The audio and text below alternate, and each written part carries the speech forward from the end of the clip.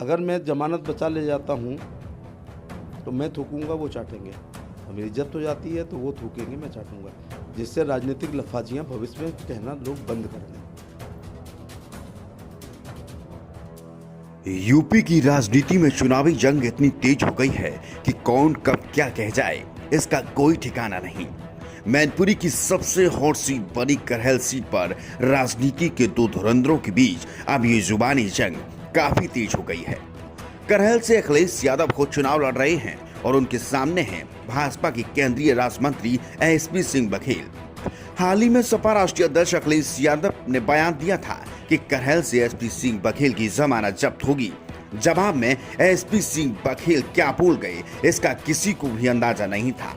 दरअसल एसपी सिंह बघेल ने कहा कि अगर हमने अपनी जमानत बचा ली तो मैं थूकूंगा और वो चाटेंगे, मतलब कि अखिलेश, और अगर वो जीत गए तो वो थूकेंगे और मैं चाटूंगा, मतलब कि एसपी सिंह बघेल। श्री अखिलेश यादव जी ने मेरे ये पूछने पर कि करहल में क्या होगा, उनका मैं सुन रहा था, उन्होंने कहा एसपी सिंह बघेल अपनी जमानत भी नहीं बचा पा रहे हैं, जमानत जब्त होगी। मैं चुनौती देता नहीं हूँ, लेकिन चुनौती स्वीकार करता हूँ। अब मैं ये कहूँगा, हार जीत पर बात कट पेस्ट मत करना। अब एक बात पे ही बात होगी। उन्होंने कहा मेरी जमानत जब्त हो रही है, मेरी जमानत जब्त हो रही है तो मैं कह रहा हूँ नहीं हो रही है। अगर मैं जमानत बचा ले जाता हूँ तो मैं थूकूंगा, वो चाटेंगे। और मेरी इज्जत हो जाती है तो वो थूकेंगे, मैं चाटूंगा।